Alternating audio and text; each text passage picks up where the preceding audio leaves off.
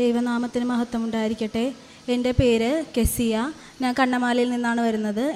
ഇതെൻ്റെ ഡാഡിയാണ്. ഞാൻ 2012 ഇവിടെ ആദ്യമായി വന്നത്. ഒരു ഏകദിന ധ്യാനത്തിനാണ് വന്നത്. അതിനുശേഷം 2019 വന്ന് ഉടമ്പടി എടുത്തു. എൻ്റെ ആദ്യത്തെ സാക്ഷ്യം എന്ന് പറയുന്നത് എൻ്റെ ഡാഡിക്ക് വേണ്ടിയാണ്. ഡാഡിക്ക് 2022 ഒരു വലിയ ഇയർ ബാലൻസിൻ്റെ പ്രശ്നം ഉണ്ടായി. അങ്ങനെ ഹോസ്പിറ്റലിൽ കൊണ്ടുപോയി. ആദ്യം ഡോക്ടർ ഇയർ ബാലൻസിൻ്റെ പ്രശ്നമാണെന്നാണ് പറഞ്ഞത്. ഒരു ദിവസം കഴിഞ്ഞപ്പോൾ ഇത് കുറച്ചുകൂടി വേഴ്സ് ആയി കഴിഞ്ഞപ്പോൾ ഡോക്ടർ പറഞ്ഞു, ഇത് ഇയർ ബാലൻസിൻ്റെ ആണെന്ന് തോന്നുന്നില്ല, നമുക്ക് തലയുടെ ഒരു സ്കാൻ ചെയ്ത് നോക്കാമെന്ന് പറഞ്ഞു. അപ്പോൾ ഞങ്ങൾ വളരെ തകർന്നു പോയി.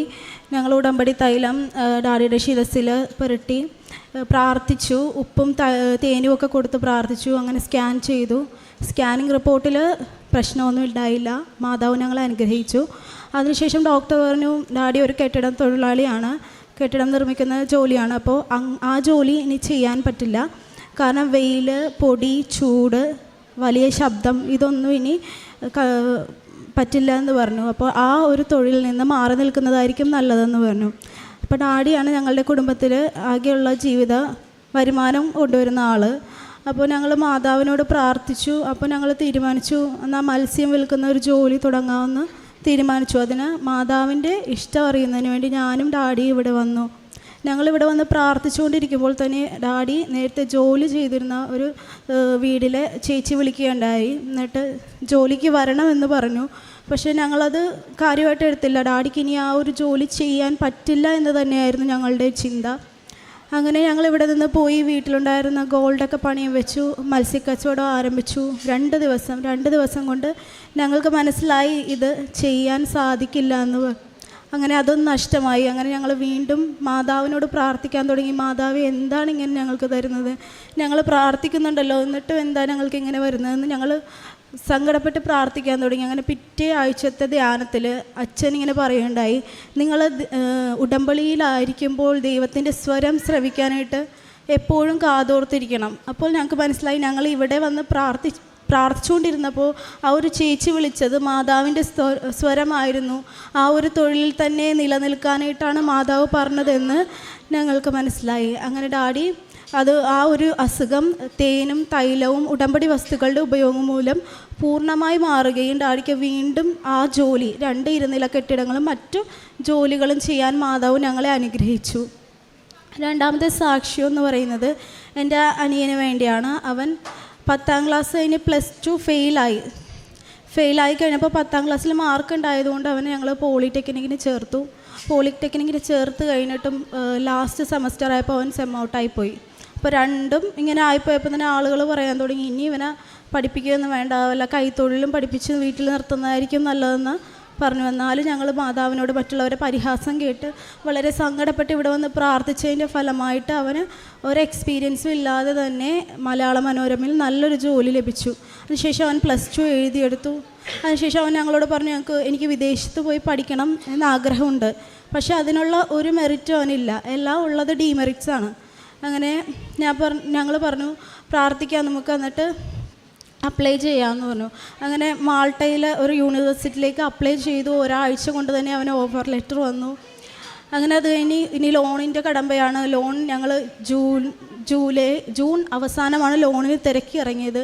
അപ്പോൾ ഞാനും എൻ്റെ അമ്മയും പ്രാർത്ഥിച്ചിരുന്നു, ഓഗസ്റ്റ് 15 മാതാവിൻ്റെ സ്വർഗാരോപണ തിരുനാളിന് മുൻപ് ഞങ്ങൾക്കൊരു ഉത്തരം തരണമെന്ന്. അങ്ങനെ ഓഗസ്റ്റ് 8-ാം തീയതി ലോൺ പാസ്സാകുകയും ചെയ്തു. അതിനുശേഷം വിസയിൽ വളരെയധികം തടസ്സങ്ങൾ അനുഭവപ്പെട്ടു. ആദ്യം അവൻ്റെ വിസ പേപ്പറുകൾ സബ്മിറ്റ് ചെയ്തിട്ട് അതൊന്നും അവിടെ എത്താതെ വന്നു. പിന്നെ 2ാമത് സബ്മിറ്റ് ചെയ്തു. പിന്നെ 3ാമതും കുറച്ച് പേപ്പറുകൾ കൊടുക്കേണ്ടി വന്നു. എങ്കിലും ഞങ്ങൾ മാതാവിൽ പൂർണ്ണമായി വിശ്വസിച്ച് പ്രാർത്ഥിച്ചു. അതിൻ്റെ ഫലമായി അവന് ഡിസംബറിൽ വിസ അടിച്ചു വന്നു. അങ്ങനെ വിസ വന്നു, ടിക്കറ്റ് ബുക്ക് ചെയ്തു. പോകാനുള്ള ജനുവരിയിൽ 22-ാം തീയതി ആയിരുന്നു അവന് പോകാനുള്ളത്. അന്ന് രാവിലെ 2:30-ക്കായിരുന്നു ഫ്ലൈറ്റ്. എന്നാൽ ഫ്ലൈറ്റ് ബുക്ക് ചെയ്ത് ഒരാഴ്ച കഴിഞ്ഞപ്പോൾ തന്നെ ഫ്ലൈറ്റ് ഡേറ്റും സമയം മാറിയിരുന്നു. അത് 2021 4 മണിക്ക് എന്നായിരുന്നു. പക്ഷേ അവനത് ശ്രദ്ധിച്ചില്ല. ഞങ്ങൾ 21-ാം തീയതി 12 മണിയായപ്പോൾ അവൻ്റെ ഒരു ഫ്രണ്ട് വിളിച്ച് പറഞ്ഞു, നീ പോയില്ലേ, നീ എയർപോർട്ടിലെത്തില്ലേ എന്ന് ചോദിച്ചപ്പോഴാണ് സമയം നോക്കിയത്. അങ്ങനെ ഞങ്ങൾ ഇവിടെ നിന്ന് 12 മണി, ഒരു 2 മണിക്ക് ശേഷമാണ് ഇവിടെ നിന്ന് എയർപോർട്ടിലോട്ട് പോകുന്നത്. അപ്പോൾ ഞങ്ങൾ സഞ്ചാരി മാതാവിനെ, സമയത്തിൻ്റെ മേൽ അധികാരമുള്ള മാതാവിനെ വിളിച്ച് പ്രാർത്ഥിച്ചിരുന്നു. മാതാവേ ഇടപെടണമേ എന്ന് പ്രാർത്ഥിച്ചു. അതിൻ്റെ ഫലമായിട്ട് 6 മണിക്കാണ് ഫ്ലൈറ്റ് എന്നായി. അങ്ങനെ ഞങ്ങൾക്ക് കറക്റ്റ് ടൈമിൽ അവിടെ എത്താൻ സാധിച്ചു. അതുപോലെ തന്നെ അവൻ്റെ ലഗേജ് ഇവിടെ നിന്ന് തൂക്കിയപ്പോൾ 4 കിലോനോളം കൂടുതലുണ്ടായിരുന്നു. അപ്പോൾ ഇത്രയും വെയിറ്റ് കൊണ്ടുപോകാൻ പറ്റില്ല എന്നാണ് പറഞ്ഞിരുന്നത്. എന്നാലും ഞങ്ങൾ മാതാവിൻ്റെ ഉപ്പ് അതിലിട്ട് വിശ്വാസത്തോടെ വിശ്വാസ പ്രമാണം ചൊല്ലി ഞങ്ങളെല്ലാവരും പ്രാർത്ഥിച്ചു. അങ്ങനെ അവിടെ ചെന്ന് വെയിറ്റ് നോക്കിയപ്പോൾ 3 കിലോനോളം കൂടുതലാണ്. വീണ്ടും അവിടെ എയർപോർട്ടിൽ നിന്ന് ശക്തമായി പ്രാർത്ഥിച്ചതിൻ്റെ ഫലമായി ആ ലഗേജിൽ നിന്ന് 3 ഹാങ്കർ, അത് 200 ഗ്രാമിൻ്റെ ഓളം വെയിറ്റുള്ള 3 ഹാങ്കർ മാത്രം എടുത്തു മാറ്റിയതിന് ശേഷം മാതാവിൻ്റെ ഉപ്പിട്ട് പ്രാർത്ഥിച്ച് രണ്ടാമത് വെയിറ്റ് നോക്കി അപ്പോൾ കറക്റ്റായിട്ട് കിട്ടി. അങ്ങനെ മാതാവ് ഞങ്ങളെ അനുഗ്രഹിച്ചു. അങ്ങനെ അവന് നല്ല രീതിയിൽ മാൾട്ടയിലേക്ക് പോകാൻ സാധിച്ചു. മൂന്നാമത്തെ എന്ന് പറയുന്നത് എൻ്റെ കുഞ്ഞിന് വേണ്ടിയാണ്. അവൾ ജനിക്കുന്നതിന് മുമ്പ് വളരെ വലിയ കോംപ്ലിക്കേഷൻസൊക്കെ ഉണ്ടായി. അങ്ങനെ അവളുടെ 3-ാം മാസത്തെ ഇഞ്ചക്ഷൻ ചെന്നപ്പോൾ സിസ്റ്റേഴ്സ് പറഞ്ഞു, കുഞ്ഞിൻ്റെ തലക്ക് കുറച്ച് വലിപ്പമുള്ളതായി കാണുന്നുണ്ട്, നിങ്ങളൊരു ന്യൂറോളജിസ്റ്റിനെ കാണുന്നത് നന്നായിരിക്കുമെന്ന് പറഞ്ഞു. അങ്ങനെ ഞങ്ങൾ ആസ്റ്റർ മെഡിസിറ്റിയിലെ ഹെഡ് ന്യൂറോളജിസ്റ്റായ ബോബി വർക്കിയെ കൊണ്ടുവന്ന് കാണിച്ചു. അപ്പോൾ ഡോക്ടർ പറഞ്ഞു, ഈ കുട്ടിയുടെ തലയുടെ സ്കള്ളിന് വളർച്ച കുറവാണ്. 5 ദിവസമാണ് ഡോക്ടർ പറഞ്ഞത്. 5 ദിവസത്തിനുള്ളിൽ കുട്ടിയുടെ സ്കള്ള് ഓപ്പറേഷൻ ചെയ്യണം, കറക്റ്റ് ചെയ്ത് ഓപ്പറേഷൻ ചെയ്ത് വെക്കണം. 2 ഓപ്പറേഷനാണ് ഡോക്ടർ പറഞ്ഞത്. ഞങ്ങൾ കുഞ്ഞിനുമായി അച്ഛൻ്റെ അടുത്ത് വന്ന് പ്രാർത്ഥിച്ചു. അച്ഛൻ എൻ്റെ താടിക്ക് തട്ടിയിട്ട് പറഞ്ഞു, മോളെ ഒരു കുഴപ്പമില്ല, കുഞ്ഞിൻ്റെ സ്കള്ളിന് ഒരു കുഴപ്പമില്ല എന്ന് പറഞ്ഞു. ഞങ്ങളത് വിശ്വസിച്ച് വീട്ടിലേക്ക് പോയി. അതുപോലെ തന്നെ യാതൊരു കുഴപ്പവും ഇല്ലായിരുന്നു. പിന്നെ അവൾ വളർന്നു വരുമ്പോൾ മറ്റു കുട്ടികളെക്കാൾ വളർച്ചയ്ക്ക് ബാക്കോട്ടായിരുന്നു. അവൾ നടക്കുന്നില്ല, ഇരിക്കുന്നില്ല. അപ്പോൾ ഞാനിവിടെ വന്ന് പ്രാർത്ഥിച്ചപ്പോൾ മാതാവിനോട് പറഞ്ഞായിരുന്നു, ഞാനിനി ഒരു സ്ഥലത്തും എൻ്റെ കുഞ്ഞിനെ ചികിത്സിക്കാൻ കൊണ്ടുപോകില്ലെന്ന്. എന്നാൽ വീണ്ടും ഒരു ഫിസിയോതെറാപ്പി, അക്യുപഞ്ചർ അങ്ങനെ ഒരു സ്ഥലത്തേക്ക് കൊണ്ടുപോകണം എന്ന രീതിയിൽ വീട്ടിൽ പറയാൻ തുടങ്ങിയപ്പോൾ ഞാൻ മാതാവിനോട് പ്രാർത്ഥിച്ചു, മാതാവ് ഇത് നിൻ്റെ ഇഷ്ടമാണെങ്കിൽ എനിക്കിത് കാണിച്ചു തരണം. അങ്ങനെ ഞങ്ങൾ അവിടെ ഹോസ്പിറ്റലിൽ ചെന്ന് ഒരു സിസ്റ്ററായിരുന്നു ഡോക്ടറിനെ കാണാൻ ചെന്നപ്പോൾ ഡോക്ടറിൻ്റെ കയ്യിലൊരു ഉടമ്പടി കാശ് രൂപം കിടക്കുന്നത് ഞാൻ കണ്ടു. അപ്പോൾ എനിക്ക് മനസ്സിലായി മാതാവാണ് എന്നെ ഇവിടെ എത്തിച്ചതെന്ന്. അങ്ങനെ ഞങ്ങൾ അവിടെ ചെന്നു, ചികിത്സ തുടങ്ങി. മാർച്ച് 3-ാം തീയതി ഞാൻ രാത്രി കുടുംബ പ്രാർത്ഥന ചൊല്ലിക്കൊണ്ടിരിക്കുമ്പോൾ മാതാവിൻ്റെ അതിഭയങ്കരമായൊരു സുഗന്ധാഭിഷേകം എനിക്കുണ്ടായി. അത് കുടുംബ പ്രാർത്ഥന കഴിഞ്ഞ് പിറ്റേ ദിവസം രാവിലെ പ്രത്യക്ഷീകരണ പ്രാർത്ഥന ചെല്ലുമ്പോൾ വരെ അതുണ്ടായി. അങ്ങനെ 3 മാസം കൊണ്ട് ഇരിക്കാതിരുന്ന കുട്ടി ഇരിക്കാൻ തുടങ്ങി. അങ്ങനെ ഞാൻ വീണ്ടും പ്രാർത്ഥിച്ചു, ശക്തമായി പ്രാർത്ഥിച്ചുകൊണ്ടിരിക്കുകയായിരുന്നു. സെപ്റ്റംബർ 8-ാം തീയതി ഞാൻ അമ്മയോട് പറഞ്ഞു, അമ്മ മാതാവേ ഈശോയോട് പറയണം, നീ എൻ്റെ കുഞ്ഞിൻ്റെ കാര്യം പറയണം. അങ്ങനെ പറഞ്ഞ് ഞാൻ പ്രാർത്ഥിച്ചു. പിറ്റേ ദിവസം ഞാൻ ആരാധന മുറിയിൽ ചെന്നപ്പോൾ ഈശോയോട്, ദിവ്യകാരുണ്യനാഥനോട് ചോദിച്ചു. അമ്മ പറഞ്ഞായിരുന്നു, എൻ്റെ ഉടമ്പടി നീ ഓർക്കുന്നുണ്ടോ ഈശോയെ? ഞാനങ്ങനെ ചോദിച്ച് പ്രാർത്ഥിക്കാൻ തുടങ്ങി. അങ്ങനെ ഞാൻ അന്ന് ആ ആരാധന മുറിയിൽ നിന്ന് എൻ്റെ ഉടമ്പടി ഓർക്കുന്നുണ്ടോ എന്ന് മാത്രമേ ഞാൻ ചോദിച്ചുള്ളൂ. അങ്ങനെ പുറത്തേക്ക് ഇറങ്ങിയപ്പോൾ ഞാനെൻ്റെ ജീവിതത്തിൽ അത്രയും മനോഹരമായൊരു മഴവില്ല് ഞാൻ കണ്ടിട്ടില്ല. അത്രയ്ക്കും വലിപ്പമുള്ളൊരു മഴവില്ല് ഞാൻ കണ്ടു. അപ്പോൾ എനിക്ക് മനസ്സിലായി, ദൈവം എൻ്റെ ഉടമ്പടി ഓർക്കുന്നുണ്ട്, അത് ഏറ്റെടുത്തിട്ടുണ്ടെന്ന്. അതിനുശേഷം ഞാൻ മാതാവിനോട് പ്രാർത്ഥിച്ചുകൊണ്ടിരുന്നു. അങ്ങനെ സെപ്റ്റംബർ 12-ാം തീയതി അച്ഛൻ ഇവിടെ ഉടമ്പടി ധ്യാനം നടക്കുമ്പോൾ ഇങ്ങനെ പറയുന്നുണ്ടായി, ഒരു കുഞ്ഞാമ ഇങ്ങനെ ഇഴഞ്ഞിഴഞ്ഞു പോകുന്നതാണ് കാണുന്നത്. ആ അമ്മയെ ആരും എടുത്തുകൊണ്ട് പോകുന്ന രീതിയിലുള്ള വേഗതയിൽ കാര്യങ്ങൾ നടക്കും. അപ്പോൾ എൻ്റെ കുഞ്ഞെന്ന് പറയുന്നത് ഈ ആമ ഇഴയുന്നത് പോലെയാണ് അവൾ ഇഴഞ്ഞുകൊണ്ടിരിക്കുന്നത്. ഞാൻ വിശ്വസിച്ച് അതെൻ്റെ കുഞ്ഞിനെക്കുറിച്ചാണ് പറയുന്നത്. ഞാൻ പറഞ്ഞു, മാതാവേ അവൾക്ക് നടക്കാനുള്ള കഴിവ് മാതാവ് തരുമെന്ന് ഞാൻ പൂർണ്ണമായി വിശ്വസിക്കുന്നു. അത് മാതാവ് തന്നെ തന്നതാണെന്ന് എനിക്ക് തെളിയിച്ച് തരണമെന്ന് ഞാൻ മാതാവിനോട് പ്രാർത്ഥിച്ചു. അങ്ങനെ ഒക്ടോബർ 7-ാം തീയതി ജപമാല റാണിയുടെ തിരുനാളിൻ്റെ അന്ന് അവൾ നടക്കാൻ തുടങ്ങി. അവളിപ്പോൾ നല്ല രീതിയിൽ ഓടി നടക്കുന്നുണ്ട്. എങ്കിലും അവളുടെ വളർച്ചക്കുറവുകൊണ്ട് ഡോക്ടേഴ്സ് 3-4 പീഡിയാട്രിഷ്യൻ ഞങ്ങൾ കാണിച്ചപ്പോൾ പറഞ്ഞു, കുട്ടിക്ക് ഡോർഫിസം ആണെന്നാണ് തോന്നുന്നത്. അവളുടെ മൂക്കിൻ്റെ പാലത്തിന് ഒരു കുഴിവ് പോലെ ഉണ്ടായിരുന്നു. അപ്പോൾ ഡോക്ടേഴ്സിനെ കാണിക്കുന്നവരൊക്കെ പറയുന്നത് ഇത് ഡോർഫിസമാണ്, ഇതൊരു ജനറ്റിക്കൽ ഡിസോർഡർ ആണെന്നാണ് തോന്നുന്നത്. പക്ഷെ ഞങ്ങളുടെ വിശ്വാസം കണ്ടിട്ട് ഡോക്ടർ പറഞ്ഞു, നിങ്ങൾക്ക് വിശ്വാസം ഉണ്ടാകാൻ വേണ്ടി നമ്മൾക്കൊരു ടെസ്റ്റ് ചെയ്യാം. മൈക്രോ എറ എന്ന് പറഞ്ഞൊരു ടെസ്റ്റാണ്. അത് 25,000 രൂപ ഉള്ള ഒരു ടെസ്റ്റാണ്. അതിൽ 99.9% ആക്യുറസി ഉള്ള ടെസ്റ്റാണ്. നിങ്ങൾക്ക് അതിൽ മനസ്സിലാകും ഈ കുട്ടിക്ക് ജനറ്റിക്കൽ ഡിസോർഡർ ആണെന്ന് മനസ്സിലാകും. അങ്ങനെ ഞാൻ ഇവിടെ വന്ന് കരഞ്ഞു മാതാവിനോട് പ്രാർത്ഥിച്ചു, മാതാവേ എൻ്റെ കുഞ്ഞിൻ്റെ ഈ ടെസ്റ്റിൻ്റെ മേൽ ഇടപെടണമേ, ദൈവത്തിൻ്റെ ഈശോയുടെ തിരുരക്തം തളിക്കണമേ എന്ന് ഞാൻ പ്രാർത്ഥിച്ചതിൻ്റെ ഫലമായി ആ ടെസ്റ്റിൻ്റെ റിസൾട്ട് വന്നു. എല്ലാം നെഗറ്റീവാണ്. അവൾക്ക് യാതൊരുവിധ കുഴപ്പവുമില്ല. ആ ഡോക്ടേഴ്സിനൊക്കെ വിശ്വസിക്കാനാകുന്നില്ല. ഇതെന്തൊരു അത്ഭുതമാണെന്നാണ് അവർ പറയുന്നത്. ദൈവമാതാവ് നൽകിയ ഈ അനുഗ്രഹത്തെ ഓർത്ത് ഞാൻ നന്ദി പറയുന്നു. അതുപോലെ തന്നെ ഒരു ദിവസം എൻ്റെ അമ്മയും നന്നായിട്ട് പ്രാർത്ഥിക്കുന്നതാണ്. ഞങ്ങൾ അമ്മ എന്നോട് പറഞ്ഞു, ഞാനിങ്ങനെ പ്രാർത്ഥിച്ചുകൊണ്ടിരിക്കുമ്പോൾ ഒരു ദർശനം പോലെ കണ്ടു. അതായത് ഒരു മുസ്ലിം പള്ളി പോലത്തെ മകുടം പോലത്തെ ഒരു പള്ളി, അതിന് ചുറ്റും തൂണുകളിങ്ങനെ ഉണ്ട്. അതൊരു ഗ്രൗണ്ട് പോലെയുണ്ട്, ചുറ്റപ്പെട്ട തൂണുകളാൽ ചുറ്റപ്പെട്ട ഒരു ഗ്രൗണ്ട്, അതിന് ചുറ്റും ഇങ്ങനെ ഒരു കടൽ. അതാണ് ഞാൻ കണ്ടത്. അപ്പം പെട്ടെന്ന് എൻ്റെ മനസ്സിലേക്ക് വന്നു, ഇത് സെൻറ്റ് പീറ്റേഴ്സ് സ്ക്വയറിനെ കുറിച്ചാണല്ലോ അമ്മ പറയുന്നത്. അമ്മ അത് കണ്ടിട്ടില്ല. അങ്ങനെ ഞാൻ ഗൂഗിളിൽ സെർച്ച് ചെയ്ത് ആ ഫോട്ടോസ് അമ്മേനെ കാണിച്ചു. അപ്പം അമ്മ പറഞ്ഞു, ഇത് തന്നെയാണ് ഞാൻ കണ്ടത്. അപ്പം അമ്മ എന്നോട് ചോദിച്ചു, മാർപ്പാപ്പയ്ക്ക് വേണ്ടി പ്രാർത്ഥിക്കാനായിരിക്കുമോ ഇത് ദൈവം നമ്മളെ കാണിച്ചത്? ഞാൻ അമ്മേനോട് പറഞ്ഞു, ചിലപ്പോൾ മാതാവിൻ്റെ പ്രത്യക്ഷീകരണം സഭ സ്ഥിരീകരിക്കുന്നതിന് വേണ്ടി പ്രാർത്ഥിക്കാനായിരിക്കും. അത് ഞങ്ങൾ പറഞ്ഞുകൊണ്ടിരിക്കുന്ന ആ സെക്കൻഡിൽ, ആ സമയത്ത് ഒരു ഭയങ്കരമായൊരു സുഗന്ധാഭിഷേകം. എന്നാണ് അത് ഉച്ചയ്ക്ക് 12:30 മണിയാണ്. പൂക്കൾ വിരിയുന്ന സമയമല്ല, വീടിന് ചുറ്റും പൂക്കളൊന്നുമില്ല. ഞാനും അമ്മയും വീട്ടിൽ നിൽക്കുന്നതാണ്. ഞങ്ങൾ പെർഫ്യൂമൊന്നും യൂസ് ചെയ്തിട്ടില്ല. നല്ലൊരു സുഗന്ധാഭിഷേകം ഞങ്ങൾക്കുണ്ടായി. പിന്നീട് ഞാൻ മാതാവിനെ സ്വപ്നത്തിൽ ദർശിക്കാനുള്ള ഭാഗ്യം എനിക്കുണ്ടായി. മാതാവ് വളരെ അധികം കരയുന്നൊരു ഇതാണ് ഞാൻ കണ്ടത്. മാതാവ് കരയുന്നു, ഞാനും എൻ്റെ കുഞ്ഞും കൂടി താഴെ നിൽക്കുകയാണ്. അപ്പോൾ ഞാൻ മാതാവിനോട് പറയണം, മാതാവിൻ്റെ കുഞ്ഞിനെ ഒന്ന് നോക്കൂ. ഇത്രയാണ് ഞാൻ സ്വപ്നത്തിൽ കണ്ടത്. സ്വപ്നം കഴിഞ്ഞ് എഴുന്നേറ്റപ്പോൾ ഞാൻ ഓർത്തു, ദൈവമേ, ഞാൻ മാതാവിനോട് ചോദിച്ചില്ല മാതാവിൻ്റെ സങ്കടം എന്താണെന്ന്.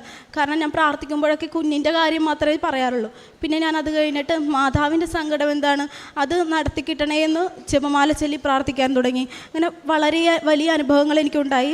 ഒരു ദിവസം ഞാൻ പ്രത്യക്ഷീകരണ പ്രാർത്ഥന ചൊല്ലിക്കഴിഞ്ഞപ്പോൾ എൻ്റെ മൊബൈലിലെന്ന് പറയുന്നത് ഒട്ടും സ്പേസ് ഇല്ലാത്ത മൊബൈൽ, അതുകൊണ്ട് എല്ലാ ഫോട്ടോസും ഞാൻ ഡിലീറ്റ് ചെയ്ത് കളയും. അപ്പം എനിക്ക് പെട്ടെന്ന് തോന്നി, ഒന്ന് ഗ്യാലറി തുറന്ന് നോക്കണം. ഗ്യാലറി തുറന്ന് നോക്കിയപ്പോൾ ഞങ്ങളുടെ ഡൈനിങ് ടേബിളിൻ്റെ ഒരു പിക്ചറാണ് അതിൽ കിടക്കുന്നത്.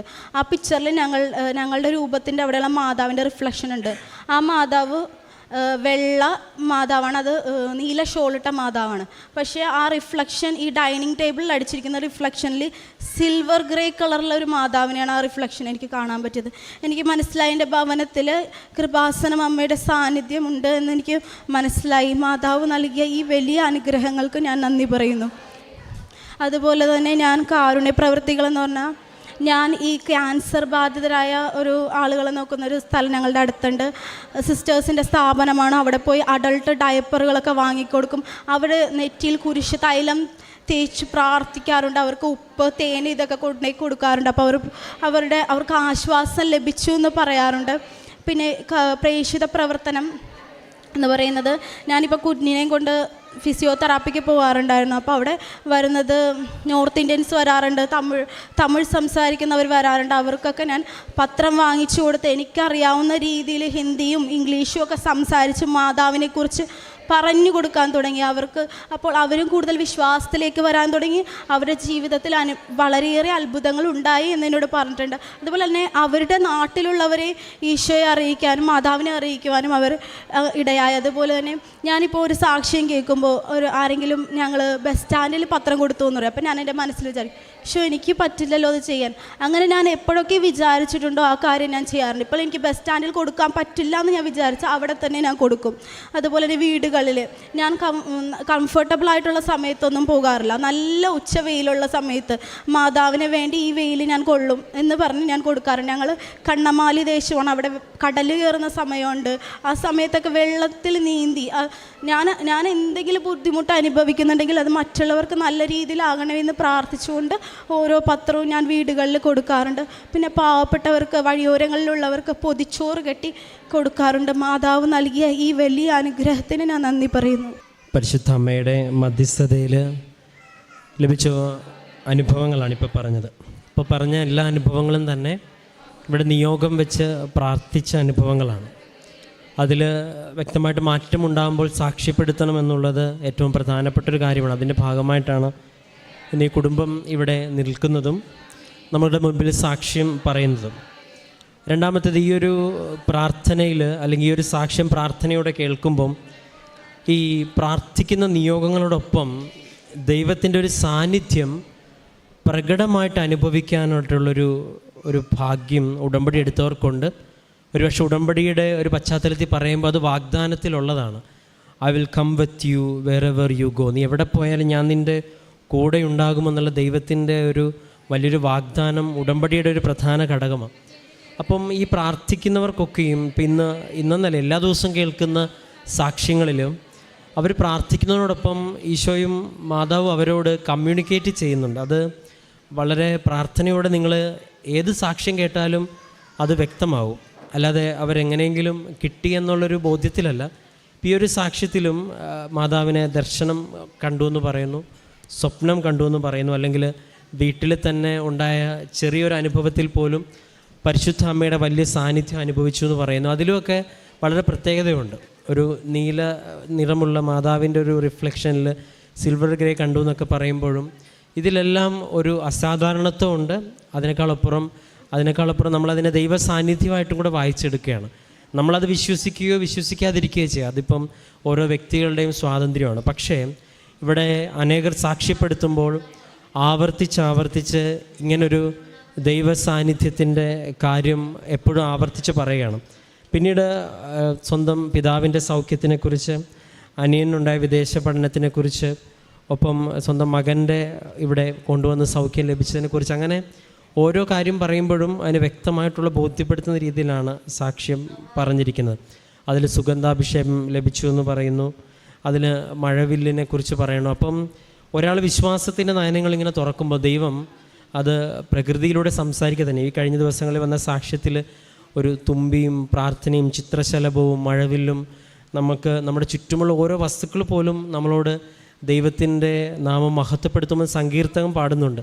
വാനവിധാനങ്ങൾ അവിടുത്തെ കരവേലയെ വിളംബരം ചെയ്യുന്നു എന്നൊക്കെ സങ്കീർത്തകം പാടുന്നത് പോലെ ഈ പ്രത്യക്ഷീകരണത്തിൻ്റെ സാക്ഷികളായിട്ട് നമ്മൾ മാറുമ്പോൾ പ്രപഞ്ചപ്രകൃതി മുഴുവൻ നമ്മുടെ പ്രാർത്ഥനയ്ക്കൊപ്പം നിൽക്കുന്ന അനുഭവം ഉണ്ടാവുന്നുണ്ട്. അത് പലരുടെയും സാക്ഷ്യങ്ങളിലൂടെ നമുക്ക് വ്യക്തമാണ്. പേരെ പ്രത്യേകിച്ച് പിന്നെ അവസാനം പറഞ്ഞ കാര്യങ്ങളും നമ്മൾ ഈ സാക്ഷ്യത്തിൽ നിന്ന് ചേർത്തെടുക്കേണ്ടതാണ്. നമ്മൾ എന്താണോ ഒരു മടിയുള്ള കാര്യം അതാദ്യം ചെയ്തു എന്നുള്ളതാണ് ഈ മകളിപ്പോൾ സാക്ഷ്യം പറഞ്ഞ് അവസാനിപ്പിച്ചത്. അതിപ്പം ഒരിടത്ത് പോയിട്ട് മറ്റുള്ളവരുടെ മുമ്പിൽ നിന്ന് ഒരു പത്രം കൊടുക്കുന്ന കാര്യമാണെങ്കിലും, അല്ലെങ്കിൽ അതിലിത്തിരി സഹനം ഉണ്ടാകുന്ന സമയമാണെങ്കിലും, അതൊക്കെ മറ്റുള്ളവരെ പ്രതി ഏറ്റെടുത്ത് ചെയ്യാനായിട്ടുള്ളൊരു എക്സ്ട്രാ എഫേർട്ട് അതിപ്പോൾ ദൈവത്തിൻ്റെ നാമത്തിലാണല്ലോ ഇത് ചെയ്യണത്.